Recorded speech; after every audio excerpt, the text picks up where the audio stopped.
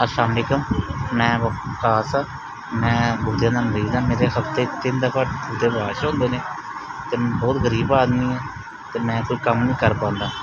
मेरी बेगम मेहनत मजदूरी करके ते राशन रूशन दा करदी है। मैं बहुत गरीब आदमी हाँ ते मैं अपने बच्चों का भी कर नहीं सकदा कुछ।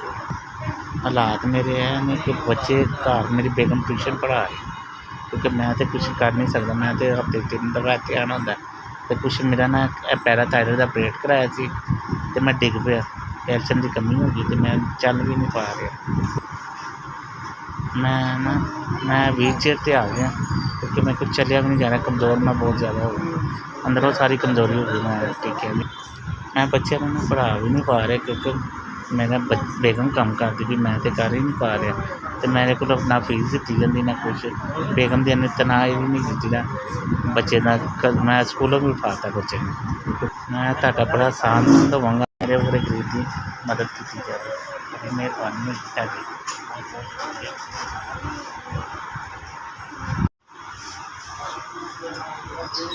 SVS तुहाडा 10,000 मैनूं मिल गया।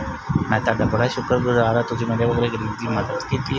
तुहाडे पैसे की वजह तो मैं अपने दवाई वगैरह इस्तेमाल करांगा, अपना इलाज करवा पाऊँगा। तो तुहाडी बड़ी मेहरबानी। अल्लाह पाक SVS तुहानूं तरक्कियां देवे, आबाद रवो, खुश रवो।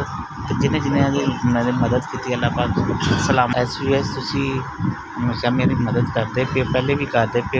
ऐतकी मैं गुरुदेव करवा रहा आवाज़ तो ऐतकी भी तुसीं मेरी मदद की। मेरी डायलिसिस भी मदद करते हो SVS तो तुसीं मैं 10,000 उस तो इलावा दिता, मैं इलाज करवा पाऊँगा तुहाडे नाल। बड़ी मेहरबानी। आबाद रवो, खुश रवो तो अल्लाह पाक इन्नियां तरक्कियां देवे SVS कि तुसीं आबाद रवो, तुहाडा इदारा कामयाब रवे तो चलदा रहे।